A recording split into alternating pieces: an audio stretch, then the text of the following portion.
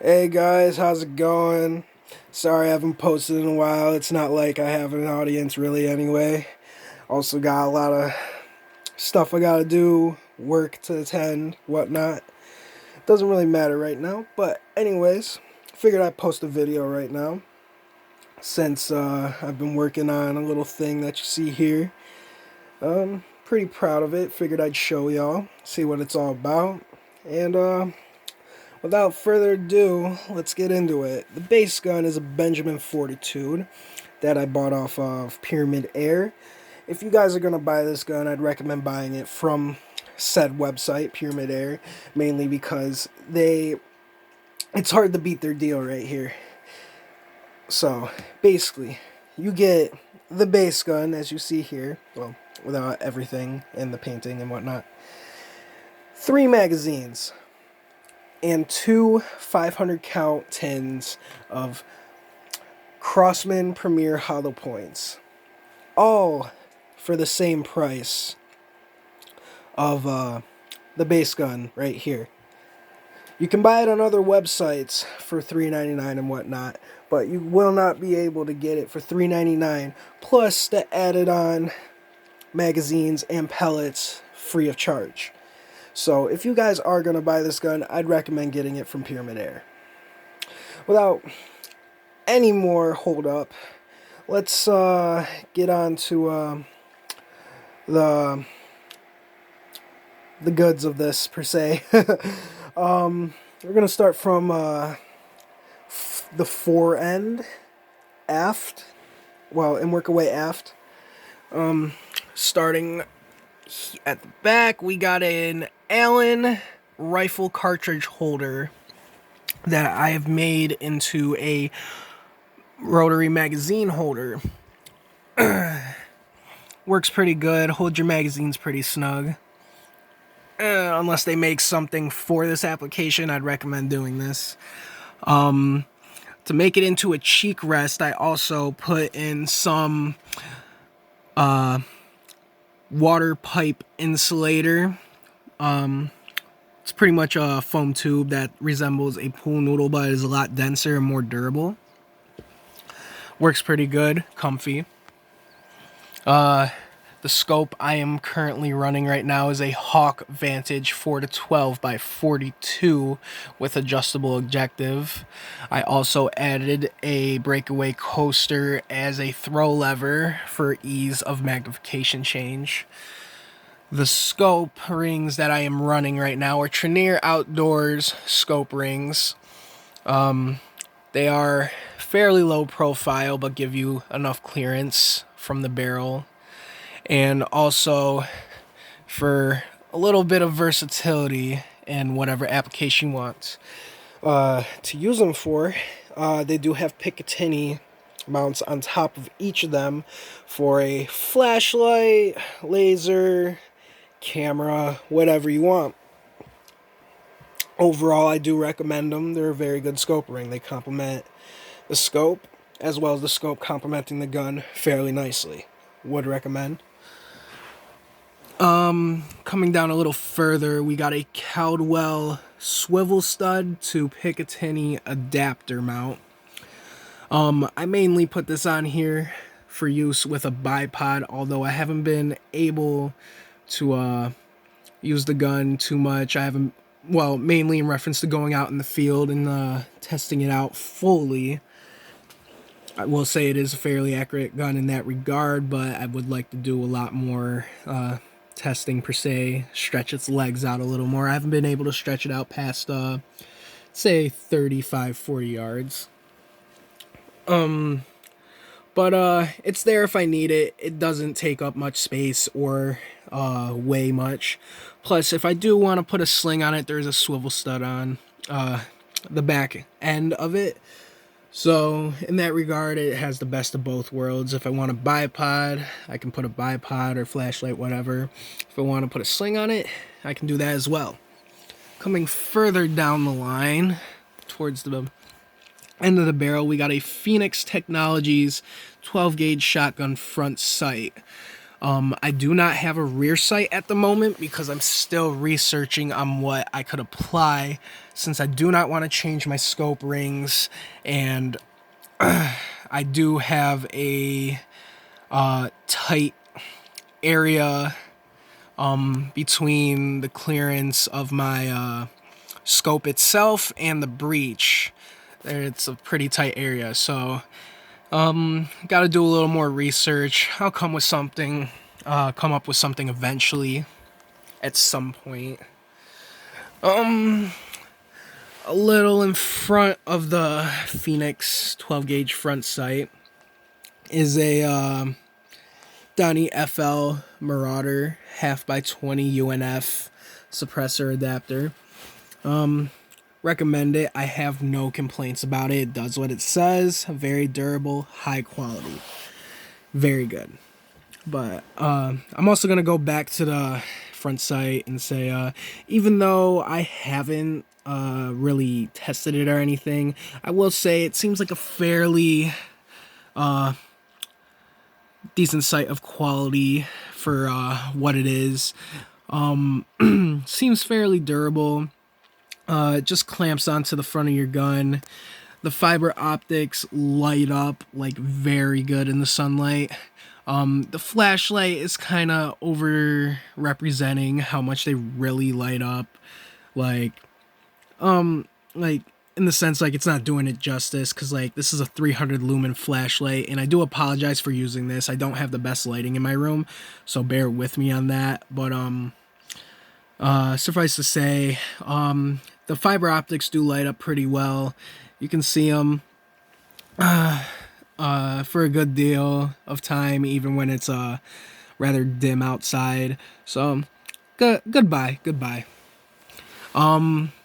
For a suppressor, moderator, silencer, LDC, whatever you want to call it, we have a little makeshift thing of my own. Basically, what we got here, and what I did essentially is take a PVC tube that is that has an inside diameter, that is roughly the same outside diameter as a Benjamin Trail NP2 K-baffle monocore, and slid it over. But to make it snug, I built up tape in sections to pretty much make the difference between the tolerances of the PVC pipe in the monocore. I mainly did this because I didn't want to spend upwards of like $50 to $100 on a suppressor when I could make one myself for the time being. Not bagging suppressor manufacturers or anything like that. It's just that I think they're fairly expensive for what they are. It's just a tube with different chambers in it, but I do understand there's a lot that goes into research and development and manufacturing and whatnot. So in that regard, I do understand why that price point's there, and in reference in the patenting and finding different technologies to make the best results in dampening the sound of your gun and whatnot. But I figured I'd go this route for the time being just to save a little money. Why not, you know? But it works really good. Complements the gun really well. I'd recommend it. Pretty much monocore. One of these monocores will only set you back like $12-15, I believe. And PVC, you could probably find that in your house somewhere for free. If not, you can find it relatively cheap at your local hardware store. Either way, really good, really nice. Recommend it. Other than that, I hydro dipped my stock in Prim 1 multi-purpose camo hydrographic film. It didn't come out the best, so I haven't put a clear coat on it just because I want to redo it at some point, so it'll make it easier to strip off the stock in the future.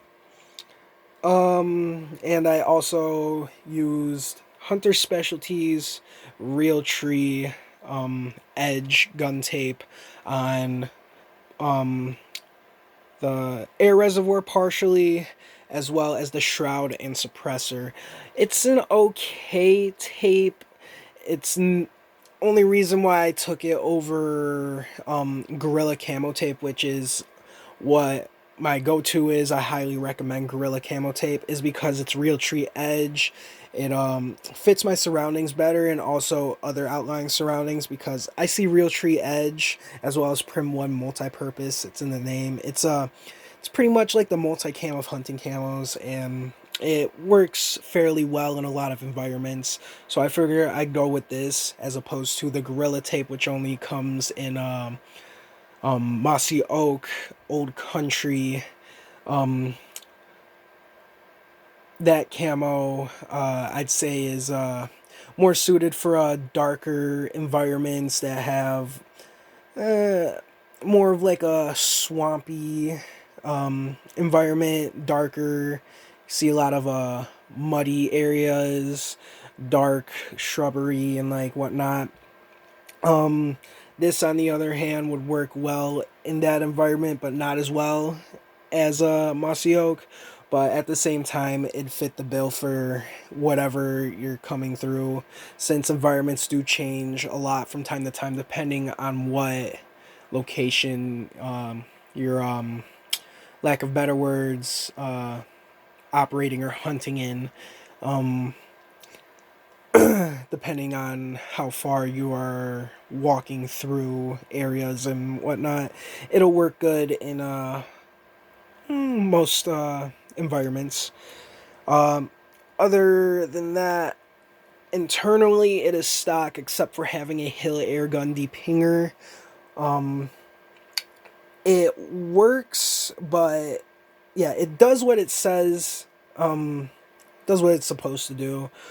Only reason I don't feel like I needed it is because that's not the source of where my pinging sound's coming from. Although it did help a little bit, my main source of where my ping is coming from when I shoot is the spring assembly for the hammer. When I shoot, it twangs a lot, and I figured what I'm gonna do is tear down the gun, get behind the end cap, and see if I can put a grommet or something in there as a bushing. So it's gonna preload the spring a little bit more than usual, so it might give me a little more velocity. It'll probably be relatively negligible, but it's not a big deal. More velocity is better to some degree depending on what you're doing, what application. But basically what the grommet's gonna do is act as a bushing and push against the spring a little bit with a little bit of pre-tension. So when I cock it, the grommet will, you can see my hand, the grommet will be crushed a little bit, yeah, and press against the spring a little bit more than it would be if it didn't have it. And then when you pull the trigger, it will expand and follow the spring until the spring hits its end of travel and hits the valve. And then when the spring wants to start reverberating and start doing the twang, it'll dissipate into the grommet and hopefully absorb it.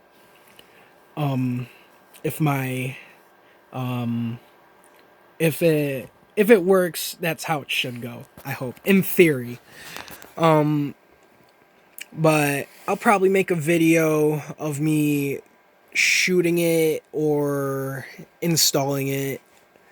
When I mean shooting, I'm pretty sure it's obvious to you guys. I'm probably just long-winding it, but shooting it after installation, or I'll show installing it, just so if you guys have the same problem, you guys can fix it yourself.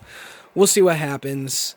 But also for what's to come with this, I am gonna purchase a Hill airgun, high pressure or high performance valve or something for this guy, and hopefully bump this guy up from 760 to hopefully anywhere between 850 and 900 feet per second. And yeah, this is the rig right here. Hope you like it. Like, comment, subscribe. As they say, I really don't care, honestly. I'm just doing this for fun. I have no control over you, but I figured I'd show you guys the rig. And yeah, peace out. Have a good one. Happy shooting.